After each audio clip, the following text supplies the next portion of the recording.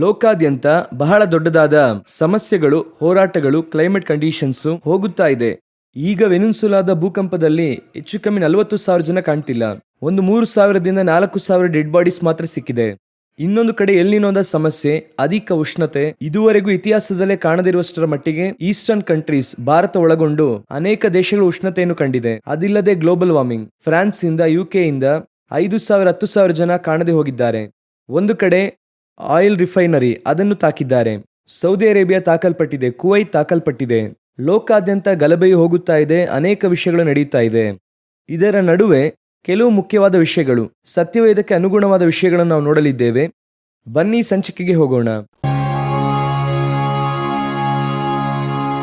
ಮೊದಲು ನಾವೇನ್ ನೋಡಲಿದ್ದೇವೆ ಅಂದ್ರೆ, ಇಸ್ರಾಯೇಲರಿಗೆ ಎದುರಾದ ಸಿದ್ಧಾಂತ ರೂಪಿಸಲ್ಪಟ್ಟಿದೆ. ಹೇಗೆ ಹೇಳುತ್ತೀರಾ ಅಂತ ಕೇಳಿದ್ರೆ, 1948ರಿಂದ ಇಸ್ರಾಯೇಲರಿಗೆ ವಿರೋಧತ್ವ ಇದೆ. ಅಲ್ಲಿ ಸೈನ್ಯ ರೂಪಿಸಲ್ಪಟ್ಟಾಗಿನಿಂದ ಇದೆ. ಅದನ್ನು ಸೈನ್ ಮಾಡಬಾರದೆಂಬುದಾಗಿ ಬಾಲ್ಫೋರ್ ಡಿಕ್ಲರೇಷನ್ ಕಾಲದಿಂದಲೇ ಇದೆ. ಆದರೆ ಈಗ ಯಾವ ಕಾಲದಲ್ಲೂ ಇಲ್ಲದೇ ಇರುವಷ್ಟರ ಮಟ್ಟಿಗೆ ಅವರಿಗೆ ಬೆಂಬಲವಾಗಿರುವಂತಹ ವೆಸ್ಟರ್ನ್ ಕಂಟ್ರೀಸ್ ಅವರು ಯಾವಾಗಲೂ ಅವರಿಗೆ ಸಹಾಯ ಮಾಡುತ್ತಾರೆ. ವೆಸ್ಟರ್ನ್ ಕಂಟ್ರೀಸ್ ಅಂದ್ರೆ ಯುರೋಪ್ ಹಾಗೂ ಅಮೆರಿಕ. ಅವರ ಮಧ್ಯದಲ್ಲಿ ಈಗ ಸಮಸ್ಯೆಗಳು ಆರಂಭವಾಗಿದೆ. ನಾವೀಗ ಯಾಕೆ ಇದನ್ನು ಸಂದೇಶವಾಗಿ ನೋಡ್ತಿದ್ದೇವೆ ಅಂದ್ರೆ, ಮಲೇಷಿಯಾದ ಪ್ರಧಾನಿ ಅನ್ವರ್ ಇಬ್ರಾಹಿಂ ಅವರು ಏನ್ ಹೇಳಿದ್ದಾರೆ ಅಂದ್ರೆ, ಇಸ್ರಾಯೇಲಿಯರೆಲ್ಲರೂ ಕೂಡಲೇ ನಮ್ಮ ದೇಶವನ್ನು ಬಿಟ್ಟು ಆಚೆ ಹೋಗ್ಬೇಕು. ಆ ರೀತಿ ಹೇಳಿದ್ದಾರೆ. ಡ್ಯುಯಲ್ ಸಿಟಿಸನ್ಶಿಪ್ ಇರುವಂತ ಎಲ್ಲರೂ, ಅಂದ್ರೆ ಸಿಟಿಸನ್ಶಿಪ್ ತೆಗೆದುಕೊಂಡಿರೋರು ಕೂಡ ಆಚೆ ಹೋಗ್ಬೇಕು. ಈಗಾಗಲೇ ರಷ್ಯಾದವರು 40 ಇಸ್ರಾಯೇಲಿಯರನ್ನು ಆಚೆ ಕಳಿಸಿದ್ದು ಗೊತ್ತು ಅಂದ್ಕೊಳ್ತೇನೆ. ಈಗ ಆಂಟಿಸೆಮಿಟಿಕ್ ಅಂತ ಹೇಳ್ತಾರೆ, ಅಂದ್ರೆ ಇಸ್ರಾಯೇಲ್ಗೆ ವಿರುದ್ಧವಾದ ಸಿದ್ಧಾಂತ. ಇದು ಅಧಿಕವಾಗಿ ಹೋಗುತ್ತಾ ಇದೆ. ಒಂದು ಪೀರಿಯಡ್ ಅಲ್ಲಿ ಇಸ್ರಾಯೇಲ್ಗೆ ವಿರುದ್ಧವಾದ ಸಿದ್ಧಾಂತ, ಲೋಕದ ದೇಶಗಳು ಯಾವುದೇ ದೇಶ ಇಸ್ರಾಯೇಲ್ಗೆ ವಿರೋಧವಾಗಿದ್ದರೆ ಕೂಡಲೇ ಇಸ್ರಾಯೇಲ್ ಅದನ್ನು ಆಯುಧವಾಗಿ ಉಪಯೋಗಿಸುತ್ತಿತ್ತು. ಆಂಟಿಸೆಮಿಟಿಕ್ ಅಂತ ಹೇಳುತ್ತಾರೆ. ಹಿಟ್ಲರ್ಗೆ ಈಕ್ವಲ್ ಆಗಿದ್ದಾರೆ ಅಂತ ಹೇಳುತ್ತಾರೆ. ಆದರೆ ಇವತ್ತು ಹಾಗಿಲ್ಲ. ಲೋಕದ ಎಲ್ಲಾ ದೇಶಗಳು ಇಸ್ರಾಯೇಲ್ಗೆ ವಿರುದ್ಧವಾಗಿ ಮಾರ್ಪಡುತ್ತಿದೆ. ಸೊ ಈ ಇಸ್ರಾಯೇಲ್ಗೆ ವಿರುದ್ಧವಾದ ಸಿದ್ಧಾಂತ ಎಲ್ಲಿ ಹೋಗಿ ಮುಗಿಯುತ್ತದೆ, ಏನನ್ನು ತೋರಿಸ್ತಾ ಇದೆ ಅಂದ್ರೆ, ಸತ್ಯವೇದದ ಪ್ರಕಾರ ಮಹಾ ಉಪದ್ರವದ ಕಾಲ ಇಸ್ರಾಯೇಲ್ಗೆ ಬರಬೇಕು. ಅಂದರೆ ಸಭೆ ಎತ್ತಲ್ಪಟ್ಟ ನಂತರ ಮುಂದಿನ 7 ವರ್ಷ ಉಪದ್ರವ ಕಾಲ ಅಂತ ವಾಕ್ಯ ಹೇಳುತ್ತದೆ. ಆ ಮೊದಲ 3.5 ವರ್ಷ ಉಪದ್ರವ ಕಾಲ, ನಂತರ 3.5 ವರ್ಷ ಮಹಾ ಉಪದ್ರವ ಕಾಲ. ಮೊದಲ 3.5 ವರ್ಷದಲ್ಲಿ ಅವರು ದೇವಾಲಯ ಕಟ್ಟುತ್ತಾರೆ. ಅದರ ಸೂಚನೆ ನಾವು ನೋಡ್ತಾ ಇದ್ದೇವೆ, ದೇವಾಲಯ ಕಟ್ಟುವುದಕ್ಕೆ ಅವರು ರೆಡಿ ಆಗಿದ್ದಾರೆ ಅಂತ. ಮುಂದಿನ 3.5 ವರ್ಷ ಮಹಾ ಉಪದ್ರವ ಕಾಲ, ಆಂಟಿಕ್ರೈಸ್ಟ್ ಗವರ್ಮೆಂಟ್. ಅದು ಈಗ ನೀವು ನೋಡುವುದಾದ್ರೆ ಆಂಟಿಕ್ರೈಸ್ಟ್ ಗವರ್ಮೆಂಟ್ ಯುರೋಪ್ ಇಂದ ಬರುತ್ತದೆ ಅಂತ ನಾವು ನೋಡುತ್ತೇವೆ. ಯುರೋಪ್ ನಲ್ಲಿ ಅನೇಕ ದೇಶಗಳು ಇಸ್ರಾಯೇಲ್ಗೆ ವಿರೋಧವಾಗಿ ಮಾರ್ಪಡುತ್ತಿದೆ. ಇಸ್ರಾಯೇಲ್ನ ಪ್ರಧಾನಿಯಾಗಿರುವಂತಹ ಬೆಂಜಮಿನ್ ನೆತನ್ಯಾಹುಗೆ ಅನೇಕ ದೇಶಗಳು ಎದುರಾಗಿ ನಿಂತಿದೆ. ಯಾತಕ್ಕಾಗಿ ಅಂದ್ರೆ, ಈ ಪ್ಯಾಲೆಸ್ತೀನರ ಹತ್ರ ಅವರು ನಡ್ಕೊಂಡಂತ ವಿಧದಲ್ಲಿ ಅವರನ್ನು ಜೆನೋಸೈಡ್ಸ್ ಅಂತ ಹೇಳುತ್ತಾರೆ, ಆ ರೀತಿಯಾಗಿ ನಡ್ಕೊಂಡ್ರು ಎಂಬುದಾಗಿ ವಿಶ್ವ ಕೋರ್ಟ್ ಅವರನ್ನು ಅಪರಾಧಿ ಎಂದು ನಿರ್ಣಯಿಸಿದೆ. ಸೊ ಅದೇ ರೀತಿ ಪುಟಿನ್ಗೂ ಇದೆ. ಅವರು ಕೆಲವು ದೇಶಗಳಿಗೆ ಹೋದ್ರೆ ಅವರನ್ನು ಅರೆಸ್ಟ್ ಮಾಡುತ್ತಾರೆ. ಯಾರೆಲ್ಲ ಆ ವಿಶ್ವ ಕೋರ್ಟಿನ ಅವರ ಸರ್ಕಲ್ ಅಲ್ಲಿ ಆ ಒಂದು ಫಾರ್ಮೇಶನ್ ಅಲ್ಲಿ ಇದ್ದಾರೋ ಆ ದೇಶಗಳಿಗೆ ಹೋದ್ರೆ ಕೂಡಲೇ ಅರೆಸ್ಟ್ ಮಾಡ್ತಾರೆ. ಸೊ ಈ ಇಸ್ರಾಯೇಲ್ಗೆ ವಿರೋಧದ ಸಿದ್ಧಾಂತ ಯಾವುದನ್ನು ತೋರಿಸ್ತಾ ಇದೆ, ಈ ಮಲೇಷ್ಯಾದ ಉದಾಹರಣೆ ಇಟ್ಟು ಹೇಳ್ತಾ ಇದ್ದೇನೆ. ಏನಂದ್ರೆ, ಲೋಕಾದ್ಯಂತ ಅವರಿಗೆ ಈ ಮಹಾ ಉಪದ್ರವದ ಕಾಲದ ಆರಂಭ ಸಮೀಪಿಸುತ್ತಾ ಇದೆ ಎಂಬುದನ್ನು ನೋಡುತ್ತೇವೆ. ನೆಕ್ಸ್ಟ್ ಇನ್ನೊಂದು ಬಹಳ ಮುಖ್ಯವಾದ ವಿಷಯವನ್ನು ನೋಡೋಣ. ಇದು ಏನೆಂಬುದಾಗಿ ನೋಡುವುದಾದರೆ, ಎಐನ ಸಮಸ್ಯೆಗಳ ಕುರಿತಾಗಿ ನಾವು ಅನೇಕ ಸಾರಿ ನೋಡಿದ್ದೇವೆ. ಬೈಬಲ್ಗೆ ಅಗೇನ್ಸ್ಟ್ ಆಗಿ ಎಐ ಯಾವ ರೀತಿಯ ಕ್ರಿಯೆ ಮಾಡುತ್ತದೆ ಅಂತ. ಯಾಕಂದ್ರೆ ವಿಗ್ರಹ ನೋಡುತ್ತದೆ, ಮಾತಾಡುತ್ತದೆ, ಆಲೋಚಿಸುತ್ತದೆ. ನಾವು ಇದನ್ನು ಮುಂಚೆ ಒಂದು 10 ವರ್ಷದ ಹಿಂದೆ ಹೇಳಿದಾಗ ಯಾರು ಕೂಡ ಈ ಸಂದೇಶವನ್ನು ಅಂಗೀಕರಿಸಲಿಲ್ಲ. ಯಾಕಂದ್ರೆ ರೋಬೋಟ್ ಬಂದಾಗ ಅದು ಮಾತನಾಡುತ್ತದೆ, ನೋಡುತ್ತದೆ, ಅದನ್ನು ಒಪ್ಕೊಂಡ್ರು. ಆದ್ರೆ ಅದಕ್ಕೆ ಜೀವ ಕೊಡುವ ಸಾಮರ್ಥ್ಯ ಇತ್ತು ಎಂಬುದಾಗಿ ಪ್ರಕಟಣೆ 13:15 ಓದ್ತೇವೆ. ಅದೇ ಯೋಚನೆ ಮಾಡಿ ಕೊಲೆ ಮಾಡುತ್ತದೆ ಅಷ್ಟರ ಮಟ್ಟಿಗೆ. ಈಗ ಎಐ ಅಲ್ಲಿ ತಾನೇ ಯೋಚನೆ ಮಾಡಿ ಸೈನ್ಯವನ್ನು ನಡೆಸುವಷ್ಟರ ಮಟ್ಟಿಗೆ ಬಂದಿದೆ. ಇದೆಲ್ಲ ನಾವು ಈಗಾಗಲೇ ನೋಡಿದಂತ ನ್ಯೂಸ್. ಈಗ ನಾವು ಏನನ್ನು ನೋಡುತ್ತೇವೆ ಅಂತ ಕೇಳುವುದಾದರೆ, ಒಂದು ಸ್ಥಳವನ್ನು ನಾವು ಯಾಕೆ ಸುಡುತ್ತೇವೆ? ಸಾಮಾನ್ಯವಾಗಿ ನಿಮಗೆ ಗೊತ್ತು, ಎಲ್ಲಿ ಕಸ ಜಾಸ್ತಿ ಇರುತ್ತದೋ ಅದನ್ನು ಸುಡುತ್ತಾರೆ. ಈಗ ಕಾಡ್ಗಿಚ್ಚು ಹರಡುತ್ತದೆ ಅಂದ್ರೆ ಮೊದಲು ಆ ಒಣಗಿರುವಂತದನ್ನೆಲ್ಲ ಸುಡುತ್ತಾರೆ. ಅದೇ ರೀತಿ ಭೂಮಿಯನ್ನು ದೇವರು ಸುಡಬೇಕಲ್ವಾ? ಅದನ್ನು ಮಾಡುವ ಮುಂಚೆ ಭೂಮಿ ತಿಪ್ಪೆ ಆಗ್ಬೇಕು. ಅದರಲ್ಲಿ ಇದುವರೆಗೂ ಮನುಷ್ಯನು ಭೂಮಿಯನ್ನು ಆ ರೀತಿಯಾಗಿ ಮಾಡಿದಂತ ವಿಧಾನ ನಮಗೆ ಗೊತ್ತು. ನಾವು ಯೂಸ್ ಮಾಡುವ ವಸ್ತುವಿಂದ ಭೂಮಿ ತಿಪ್ಪೆ ಮಾಡುತ್ತಿದ್ದೇವೆ.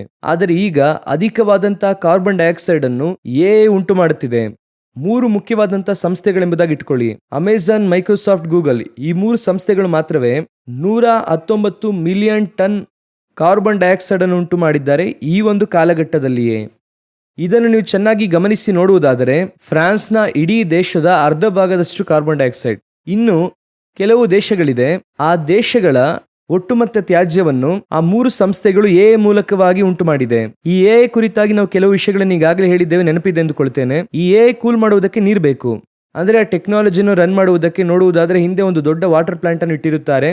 ಎಲ್ಲಾ ಸಂಸ್ಥೆಯವರು ಕೂಡ ಇಟ್ಟುಕೊಂಡಿರುತ್ತಾರೆ. ಓಪನ್ ಎ ಆಗಿರಬಹುದು ಅಥವಾ ಜೆಮಿನೈ ಆಗಿರಬಹುದು. ಇವೆಲ್ಲಾ ಸಂಸ್ಥೆಗಳು ನೋಡುವುದಾದರೆ ಇದನ್ನು ನಡೆಸುವುದಕ್ಕೆ ಅನೇಕ ಮೆಟ್ರಿಕ್ ಟನ್ ನೀರು ಬೇಕಾಗುತ್ತದೆ. ಅದನ್ನು ಅವರು ಕೂಲಾಗಿ ಇಟ್ಕೊಳ್ಬೇಕು. ನೀವು ಒಂದೊಂದು ಪ್ರಶ್ನೆ ಕೇಳುವಾಗ ಅದು ಅಷ್ಟರ ಮಟ್ಟಿಗೆ ರನ್ ಆಗುತ್ತದೆ. ಒಂದು ಪ್ರಶ್ನೆಗೆ ಲೋಕದಲ್ಲಿರುವಂತಹ ಎಲ್ಲಾ ವೆಬ್ಸೈಟ್ಸ್ ಅನ್ನು ಕೂಡ ಸರ್ಚ್ ಮಾಡಿ ಆನ್ಸರ್ ಕೊಡುತ್ತದೆ. ವಿತ್ ಇನ್ ಸೆಕೆಂಡ್ಸ್ ಗೆ ನಿಮಗೆ ಉತ್ತರ ಕೊಡುವುದರಿಂದ ಅಷ್ಟರ ಮಟ್ಟಿಗೆ ಅದು ಬಿಸಿ ಆಗುತ್ತದೆ. ಅಷ್ಟರ ಮಟ್ಟಿಗೆ ನೀರು ಅದಕ್ಕೆ ಬೇಕಾಗುತ್ತದೆ. ಅದಕ್ಕಾಗಿ ನೆಲದಲ್ಲಿರುವಂತಹ ನೀರನ್ನು ತೆಗೆದು ಯೂಸ್ ಮಾಡುತ್ತಾರೆ. ಸೊ ಇದರ ನಿಮಿತ್ತವಾಗಿ ನೀರಿನ ಕ್ಷಾಮ. ಇದೇ ಮೇನ್ ರೀಸನ್. ಈಗ ಎಲ್ಲ ಎ ಬಂದಿದ್ದಾರೆ. ಒಂದು ಸಂಸ್ಥೆ ಇತ್ತು, ಓಪನ್ ಎ ಇತ್ತು, ಚಾಟ್ ಜಿಪಿಟಿ ಬಂತು. ನೀವೀಗ ನೋಡುವುದಾದ್ರೆ ಗೂಗಲ್ ಆಗಿರಬಹುದು, ಆಪಲ್ ಆಗಿರಬಹುದು, ಎಲ್ಲರೂ ಕೂಡ ಇದನ್ನು ತಡೆಯುವುದಕ್ಕೆ ಆಗಲ್ಲ ಅಂತ ಹೇಳ್ತಿದ್ದಾರೆ. ಒಬ್ಬ ಡೈರೆಕ್ಟರ್ ಹೇಳಿದ್ದಾರೆ, ಸಿನಿಮಾ ಡೈರೆಕ್ಟರ್, ಹಾಲಿವುಡ್ ಡೈರೆಕ್ಟರ್, ಇಲ್ಲದೆ ನಮ್ಮಿಂದ ಸಿನಿಮಾ ತೆಗೆಯುವುದಕ್ಕೆ ಆಗಲ್ಲ. ಇಲ್ಲದೆ ಸಿನಿಮಾ ತೆಗೀರಿ ಅಂದ್ರೆ ಅದು ಮೂರ್ಖತನ. ಇನ್ನು ಎಲ್ಲರೂ ನಾವು ಇಂದಲೇ ಸಿನಿಮಾ ತೆಗಿತೇವೆ. ಅದು ಸತ್ಯ ಕೂಡ. ಸೊ ಚೆನ್ನಾಗಿ ಗಮನಿಸಿ ನೋಡುವುದಾದ್ರೆ ಈ ದೊಡ್ಡ ನೀರಿನ ಕ್ಷಾಮಕ್ಕೆ ಕೂಡ ಕಾರಣವಾಗಿದೆ ಎಂಬುದಾಗಿ ನೋಡಿದ್ವಾ. ಈಗ ತ್ಯಾಜ್ಯಕ್ಕೂ ಕೂಡ ಅದೇ ಕಾರಣವಾಗಿ ಇದೆ.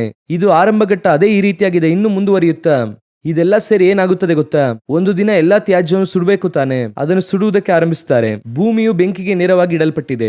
ನಾವೀಗಾಗಲೇ ಬಾಹ್ಯಾಕಾಶದಲ್ಲಿ ತ್ಯಾಜ್ಯವನ್ನು ಉಂಟು ಮಾಡಿದ್ದೇವೆ. ಸ್ಯಾಟಲೈಟ್ಸ್ ಮೂಲಕ ಭೂಮಿಯನ್ನು ನಾವು ತಿಪ್ಪೆಯಾಗಿ ಮಾಡಿದ್ದೇವೆ. ಅದು ನಮ್ಮೆಲ್ಲರಿಗೂ ಗೊತ್ತು. ಅಷ್ಟು ಮಾತ್ರವಲ್ಲದೆ ಕಂಪ್ಯೂಟರ್ ತ್ಯಾಜ್ಯ ಅಂತ ಹೇಳುತ್ತಾರೆ. ನಾವು ಕಂಪ್ಯೂಟರ್ ಯೂಸ್ ಮಾಡಿ ಆಚೆ ಎಸೆಯುತ್ತೇವೆ ಅಲ್ವಾ, ಅದೆಲ್ಲವನ್ನು ಸಮುದ್ರದಲ್ಲಿ ಹಾಕಿ ಅದನ್ನು ತ್ಯಾಜ್ಯ ಮಾಡಿದ್ದೇವೆ. ಈಗ ಎಲ್ಲವನ್ನು ತಿಪ್ಪೆಯಾಗಿ ಮಾಡಿ ಕಡೆಯದಾಗಿ ಬಾಹ್ಯಾಕಾಶದಲ್ಲಿ ಇದೆಯಲ್ಲ ಗಾಳಿ, ಅದನ್ನು ಕೂಡ ನಾವು ಕಸವಾಗಿ ಮಾಡಿದ್ದೇವೆ. ಸೊ ಭೂಮಿಯು ಬೆಂಕಿಗೆ ನೇರವಾಗಿ ಇಡಲ್ಪಟ್ಟಿದೆ ಎನ್ನುವಂತಹ ಆ ವಾಕ್ಯವು 100% ನೆರವೇರುವ ಕಾಲಘಟ್ಟದಲ್ಲಿದ್ದೇವೆ. ಕಡೆಯದಾಗಿ ಇನ್ನೊಂದು ಮುಖ್ಯ ವಿಷಯವನ್ನು ನೋಡಿ ನಾವು ಮುಗಿಸೋಣ. ಹಾರ್ವರ್ಡ್ ಯೂನಿವರ್ಸಿಟಿಯವರು ಒಂದು ಸಮೀಕ್ಷೆಯನ್ನು ಮಾಡಿದ್ದಾರೆ. 80 ವರ್ಷದಿಂದ ಮಾಡಿದ್ದಾರೆ. ಅದರ ರಿಸಲ್ಟ್ ಅನ್ನು ಈಗ ಕೊಟ್ಟಿದ್ದಾರೆ. ಏನ್ ಕೊಟ್ಟಿದ್ದಾರೆ ಅಂದ್ರೆ ವೆರಿ ಸಿಂಪಲ್. ಬೈಬಲ್ ಹೇಳಿದಂತ ಒಂದೇ ಮಾತು ಅದನ್ನು ಕೊಟ್ಟಿದ್ದಾರೆ. ಮನುಷ್ಯನು ಒಂಟಿಯಾಗಿರುವುದು ಒಳ್ಳೆಯದಲ್ಲ. ಇಷ್ಟರ ಮಟ್ಟಿಗೆ ಇವತ್ತು ಇರುವಂತಹ ಈ ಮನುಷ್ಯನ ಸಮಸ್ಯೆಗೆ ಕಾರಣವೇನು ಎಂದು ಕೇಳುವುದಾದರೆ ಮನುಷ್ಯನು ಒಂಟಿಯಾಗಿದ್ದಾನೆ. ಅವನಿಗೆ ಫ್ರೆಂಡ್ಶಿಪ್ ಎನ್ನುವಂಥದ್ದು ಇಲ್ಲದೇ ಇರುವುದರಿಂದ, ಸಂಗಾತಿ ಎನ್ನುವಂಥದ್ದು ಇಲ್ಲದೇ ಇರುವುದರಿಂದ, ಆದ್ದರಿಂದ ಇಷ್ಟರ ಮಟ್ಟಿಗೆ ಡಿಪ್ರೆಷನ್, ಸ್ಟ್ರೆಸ್ಸು. ಅಂದರೆ ನಾವು ಒಂದು ವಿಷಯವನ್ನು ಚೆನ್ನಾಗಿ ಅರ್ಥ ಮಾಡಿಕೊಳ್ಳಬೇಕು. ಒಂದು ಸೌಕರ್ಯವನ್ನು ನಾವು ಯಾಕೆ ಉಂಟು ಮಾಡುತ್ತೇವೆ ಅಂದ್ರೆ ಈಗಾಗಲೇ ಇರುವಂತಹ ಸ್ಟ್ರೆಸ್ ಅನ್ನು ರಿಮೂವ್ ಮಾಡುವುದಕ್ಕೆ. ನೀವು ಕೈಯಲ್ಲಿ ಬಟ್ಟೆ ಒಗೆದು ನಿಮ್ಮ ಬಾಡಿ ಬಹಳ ವೀಕ್ ಆಗಿದೆ, ಅದಕ್ಕಾಗಿ ವಾಷಿಂಗ್ ಮಿಷಿನ್ ಅನ್ನು ತಂದ್ವಿ, ಅದರಿಂದ ನಮ್ಮ ದೇಹದಲ್ಲಿರುವಂತಹ ನೋವು ಕಡಿಮೆ ಆಗುತ್ತದೆ ಎಂಬುದಾಗಿ ನಾವು ಯೂಶುವಲ್ ಆಗಿ ಹೇಳುವಂಥದ್ದು. ನಮಗೆ ಅಷ್ಟು ನೋವು ಇರೋದಿಲ್ಲ, ನಾವು ರಿಲ್ಯಾಕ್ಸ್ ಆಗಿರಬಹುದು ಎಂಬುದಾಗಿ ತಾನೇ ನಾವೆಲ್ಲವನ್ನು ತರುತ್ತೇವೆ. ಆದರೆ ನೋಡುವುದಾದ್ರೆ ಇಷ್ಟು ದೊಡ್ಡ ಟೆಕ್ನಾಲಜೀಸ್ಗಳು, ಇಷ್ಟು ಫ್ಯಾಕ್ಟರೀಸ್, ಇಷ್ಟು ಕಾರ್ಯಗಳು ತಂದ ನಂತರವಾಗಿ ಇದೆಲ್ಲವೂ ಕೂಡ ಮನುಷ್ಯನಿಗಾಗಿ ತಂದದ್ದೇ. ಎಲ್ಲವನ್ನೂ ಕೂಡ ಕಂಡುಹಿಡಿದಿದ್ದು ಮನುಷ್ಯನಿಗಾಗಿ ಮಾತ್ರವೇ. ಆ ಕಂಡುಹಿಡಿಯಲ್ಪಟ್ಟಂತೆ ಎಲ್ಲಾ ವಿಷಯಗಳು ಕೂಡ ಮನುಷ್ಯನಿಗೆ ನೆಮ್ಮದಿ ಕೊಡ್ತಾ, ಸಂತೋಷ ಕೊಡ್ತಾ ಅಂದ್ರೆ ಇಲ್ಲ. ಮನುಷ್ಯನಿಗೆ ಸಂತೋಷವನ್ನು ಇನ್ನೊಬ್ಬ ಮನುಷ್ಯನೇ ಕೊಡುವುದಕ್ಕೆ ಸಾಧ್ಯ ಅಂತ 80 ವರ್ಷದಿಂದ ರಿಸರ್ಚ್ ಮಾಡಿ ಹೇಳಿದ್ದಾರೆ. ಎಷ್ಟು ಸುಂದರವಾಗಿ ದೇವರು ಹೇಳಿದ್ದಾರೆ ನೋಡಿರಿ, ಮನುಷ್ಯನು ಒಂಟಿಗನಾಗಿರುವುದು ಒಳ್ಳೆಯದಲ್ಲ ಅಂತ. ಈ ಒಂದು ಮಾತಿಗೆ 80 ವರ್ಷದಿಂದ ರಿಸರ್ಚ್ ಮಾಡಿದ್ದಾರೆ. ಇವತ್ತು ರಿಸರ್ಚ್ ಮಾಡಿ ಕಡೆಯದಾಗಿ ಕಂಡುಹಿಡಿದಿದ್ದು ಅದೇನೆ. ಈ ಸೆಲ್ ಫೋನೋ, ಈ ಟಿವಿನೋ ಅಥವಾ ಯಾವ ಟೆಕ್ನಾಲಜಿಯೂ ಕೂಡ ನಿಮಗೆ ತಕ್ಕ ಸಂಗಾತಿ ಅಲ್ಲ ಎಂಬುದಾಗಿ ಅವರು ಅದನ್ನು ಹೇಳಿದ್ದಾರೆ. ಈಗ ಎರಡನೆಯ ಪಾರ್ಟ್. ಇದರಲ್ಲಿ ಇನ್ನೊಂದು ವಿಷಯ ಅಂತ ಇಟ್ಕೊಳ್ಳಿ. ಚೀನಾದಲ್ಲಿ ಈಗ ಒಂದು ರೋಬೋಟ್ ಅನ್ನು ಕಂಡುಹಿಡಿದಿದ್ದಾರೆ. ಆ ರೋಬೋಟ್ಗೆ ಈಗ ಭಯಂಕರವಾದಂತಹ ಗೌರವ ಹಾಗೂ ಬೆಂಬಲ ಸಿಕ್ಕಿದೆ.